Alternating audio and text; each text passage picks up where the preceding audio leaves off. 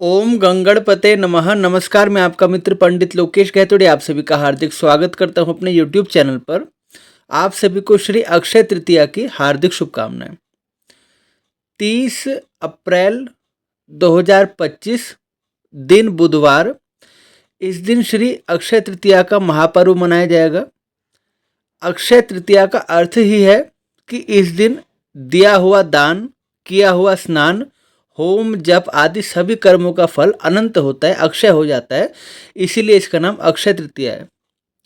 इसी तिथि को भगवान श्री परशुराम जी का प्राकट्य हुआ।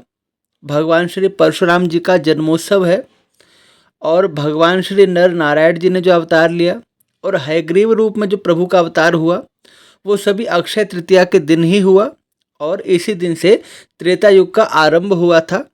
इसीलिए यह तिथि अपने आप में बड़ी पवित्र है और इस तिथि का विशेष महात्म्य माना गया है। इस दिन आप जो भी शुभ कर्म करते हैं, जो भी सत्कर्म करते हैं, जो भी आप पूजा पाठ करते हैं, उसका आपको अनंत गुना फल की प्राप्ति होती है। और इस दिन कुछ भी आप धार्मिक कार्य करते हैं तो आपकी जितनी परेशानी है, जो आपके कष्ट हैं, वो सब निसंदेह समाप्त हो जाते हैं। चलिए सबसे पहले पंचांग की चर्चा करते हैं, उसके बाद आपके लिए उपाय बताएंगे कि इस तिथि को आपको क्या उपाय तो अवश्य ही करने चाहिए। 30 अप्रैल 2025 दिन बुधवार।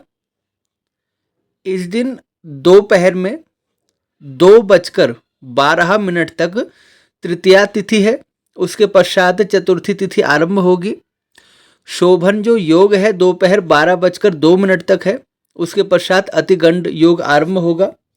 नक्षत्र की बात करें तो रोहिणी नक्षत्र सायंकाल 4:18 तक है। उसके पश्चात मृगशिरा नक्षत्र आरंभ होगा। और करण की बात करें तो दोपहर 2:12 तक गर नामक करण है। उसके पश्चात अर्धरात्रि तक वर्ज करण होगा।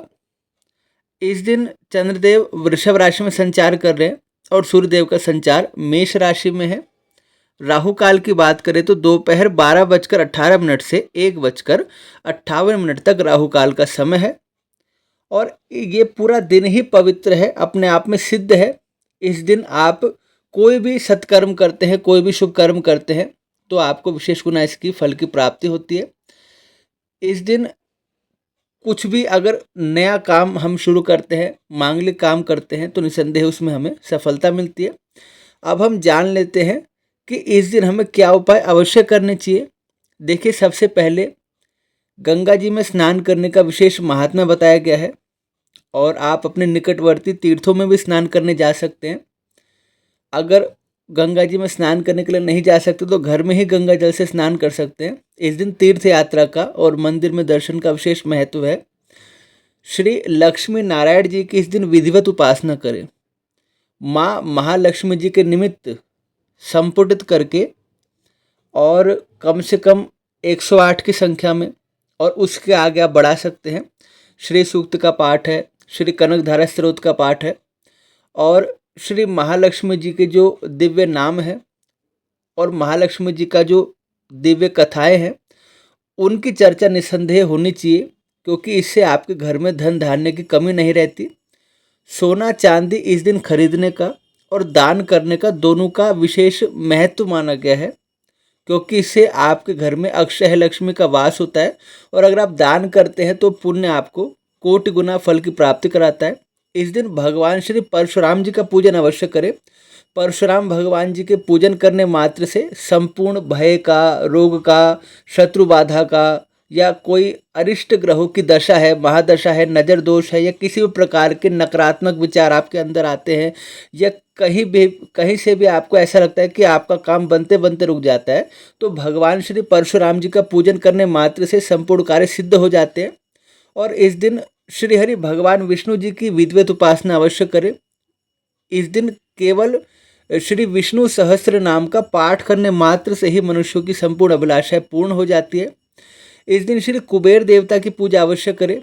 धनाध्यक्ष यक्षेश्वर कुबेर की पूजा अवश्य करें और हो सके तो विधि पूर्वक उनका पूजन करवा लीजिए अपने कार्यस्थल पर, अपने घर पर, जहाँ पर आपको लगता है कि आपके धन रखने का स्थान है। अथवा आपको जहाँ पर आपका कार्यस्थल है, तो कुबेर भगवान की पूजा से वर्ष भर आपके जो कोष है, धन का भंडार है, वो भरा रहता है।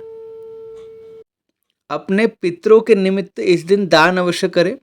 पितरों को तृप्त करने के लिए सबसे सर्वोत्तम उपाय है।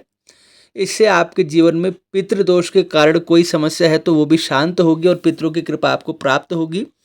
गौ माता का पूजन करना और उनकी सेवा करना विशेष फलदायी होता है इस दिन। और इस दिन आप गौशाला में कुछ ना कुछ आप सहयोग कर सकते हैं या आप गौ माता के भोजन का प्रबंध कर सकते हैं, बहुत ही शुभ रहेगा। और इस दिन अपने इष्ट का आपको निसंदेह पूजन करना चाहिए। इष्ट का अर्थ है आप जिनका सुमिरन करते हैं, यानी जब मनुष्य देखिए कभी भी अकस्मात कोई संकट आता है, कोई परेशानी आती है, तो सबसे पहले मनुष्य का ध्यान जाता है अपने इष्ट की तरफ।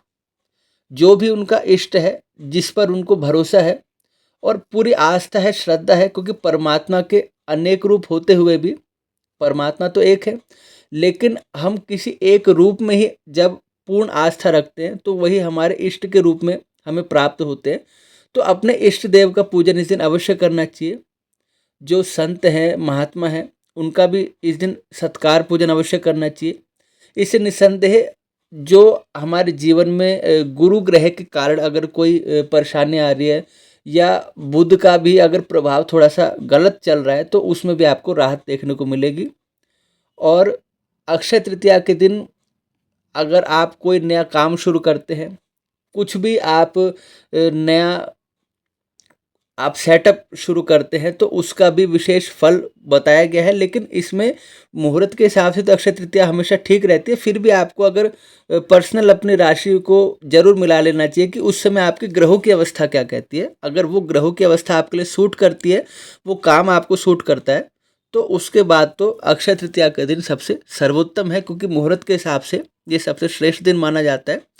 और आशा करता हूँ भगवान का इसी प्रकार आशीर्वाद हम सबको प्राप्त हो। एक बार पुनः आप सबको अक्षय तृतीया महापर्व के हार्दिक शुभकामनाएं। चैनल पर नए हैं, अभी तक सब्सक्राइब नहीं किया तो सब्सक्राइब करके बेल आइकन जरूर प्रेस करें। और पुनः भेंट होगी नए विषय के साथ। तब तक के लिए आप सभी को जय श्री राम।